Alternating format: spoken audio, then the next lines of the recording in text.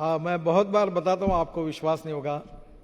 हमारे शहर में हमने 4 साल पहले जो टॉयलेट का पानी था वो हमने 18 करोड़ रुपए में बेच दिया। अब आप उम्मीद कर सकते हैं कि टॉयलेट का पानी बेचा जा सकता है। 18 करोड़ महाराष्ट्र सरकार खरीदती है, रिसाइकलिंग करके वो कोराडी और खापरखेड़ा के पावर प्रोजेक्ट के लिए यूज कर रहे हैं। और अभी 10 दिन पहले हमने एग्रीमेंट नया किया और पानी दे रहे, और हमको साल के म्यूनिसिपल कारपोरेशन कितने मिलेंगे पता है आपको? 78 करोड़। केवल टॉयलेट का पानी बेचकर हमको 78 करोड़ मिल रहे हैं। तो मैं कहता हूं कि no one is waste, you can convert waste into wealth. चाहे कोई इंसान भी वेस्ट नहीं है, चाहे कोई मटेरियल भी वेस्ट नहीं है। Appropriate technology and appropriate leadership अगर होगी तो कचरे से भी सोना बन सकता है। अभी मैं आपको अनुरोध करूंगा, यहाँ उत्तर प्रदेश के बहुत से, बिहार के, झारखंड के विधायक होंगे।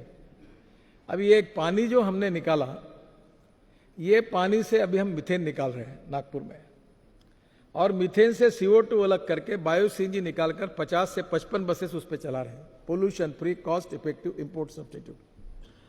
अब ये गंगा के किनारे पर मैं 125 बायोडाइजेस्टर बना रहा हूं, और ये यमुना पे बना रहा हूं, ये दिल्ली में है, पानीपत से शुरू है।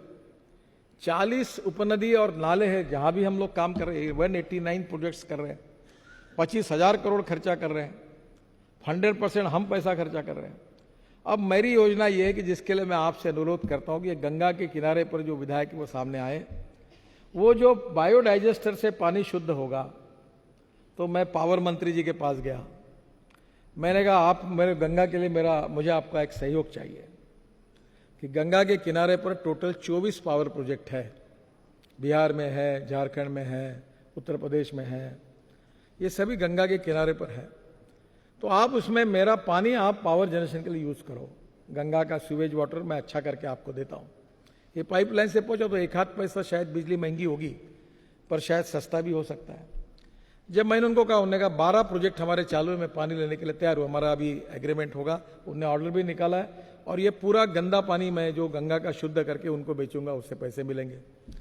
फिर मैं रेलवे मिनिस्ट्री के पास गया, मतलब आपकी जो गंगा के किनारे पर रेलवे स्टेशन है, जो गाड़ियाँ जाती हो, धोते हो, तो गाड़ी धोने के लिए हमारा पानी यूज करो, आप खरीद लो, तो उससे पैसे मिलेंगे। अब वो पानी को हम बेचेंगे, उसके बाद उसी पानी से मीथेन निकालकर CO2 अलग करके, वो CO2 से भी आइस क्यूब बनती है। आज बड़े बड़े 5 स्टार होटल में जो ड्रिंक्स लेते हैं तो जो आइस क्यूब होती है वो इससे बनते हैं। तो मैंने उनको कहा कि आप एक काम करिए कि ये जो बायो CNG है, इससे बसेस चलेगी, ट्रक चलेगी, ये सब बातें संभव है। तो गंगा ये हमारे लिए वरदान बन सकती है, हमारे रोजगार का साधन बन सकती है। अभी मैं परसों टुटीकोरिन गया था तमिलनाडु में, और मैं सोच रहा था कि इतना धूप थी, पानी नहीं है, सब लोग अस्वस्थ हो रहे थे।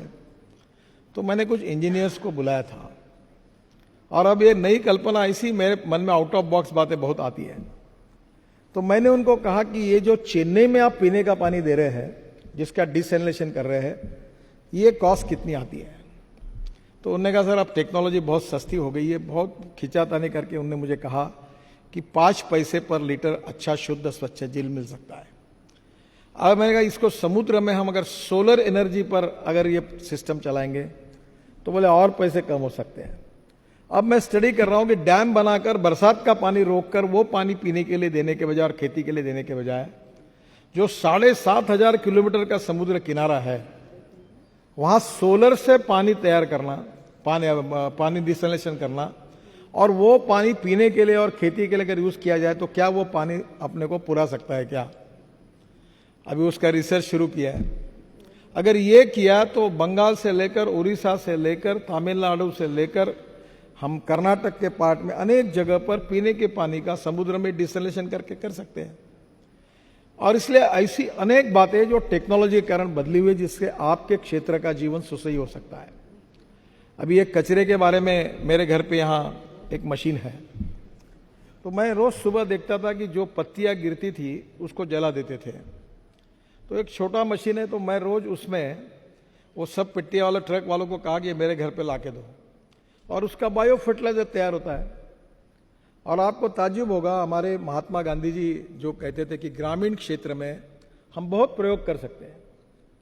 तो हमारे गिरिराज सिंह मंत्री है, मैं उनके विभाग में एक वर्धा में एक इंस्टीट्यूट है, महात्मा गांधी विज्ञान इंस्टीट्यूट, मैं वहाँ गया था और उनने मुझे एक बॉटल भेज दी, उसमें एमिनो एसिड था।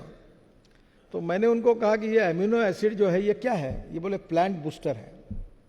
वो लाकर मैंने हमारे खेती पे मेरी पत्नी ने यूज़ किया, इतना कि 25-30% ग्रोथ मिल गई।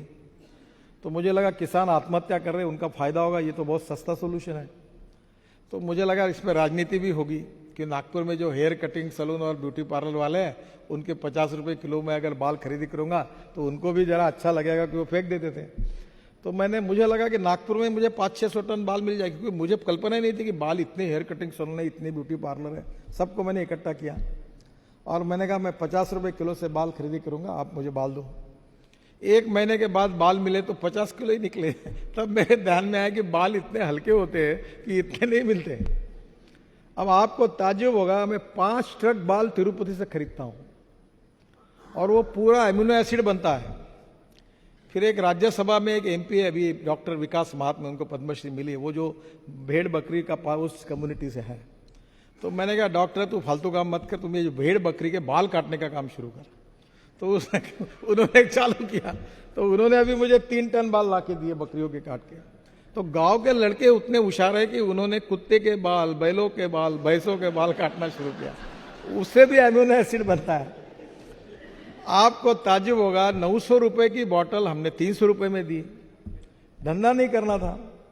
अब इतना मार्केट में पॉपुलर हुआ कि पिछले मार्च में हमको 3.5 करोड़ रुपए प्रॉफिट हुआ। अब वो एमिनो एसिड जो था उसके माइक्रोन्यूट्रिएंट्स बना रहे, उसके लेबोरेटरी तैयार की, और वो करते करते हमारे यहाँ ऐसे आप जैसे तरुण लोग काम करते थे। तो उन्होंने कहा कि ये जो बायो फर्टिलाइजर हम तैयार करें प्रेस मड से, प्रेस मड और स्पेंट वॉश जो शुगर मिल में आता है, इसमें एमिनो एसिड डालो, इसकी NPK वैल्यू बढ़ेगी। तो उन्होंने एमिनो एसिड बना के वो खाद अच्छा तैयार किया। तो किसी को तो भी ध्यान में है कि दुबई के सरकार को ये खाद चाहिए, तो उसने भी 1 किलो बैग को ठप्पा मार के सर्टिफिकेट दे के बेच दिया, पता भी नहीं किसी को। दुबई के सरकार का लेटर आया कि आपका खाद अप्रूव हुआ। बाद में पता लगा कि सबसे अच्छा वही खाद था और 180 करोड़ रुपए का ऑर्डर मिला। और अभी बाल कम पड़ रहे हैं, अभी वो अब पूरा एक्सपोर्ट हो रहा है। अभी 90 कंटेनर चले गए पर बाल कम है। तो अभी मैं कहता हूं बच्चों को कोमड़ी के लाओ और कोई कुत्ते के लाओ, बकरी के लाओ, भैंसों के लाओ, बाल चाओ। तो वो तिरुपति से पूरे बाल लेके उसका नहीं। दिस इज, मैं जो आपको बता रहा हूं कि आपके पास अगर टेक्नोलॉजी है, आपके पास दिमाग है, आपके पास विजन है, आपके पास आउट ऑफ बॉक्स विचार करने की ताकत है, तो पैसे वगैरह की कोई जरूरत नहीं है, कोई जरूरत नहीं। आप यू कैन मेक मिरेकल्स।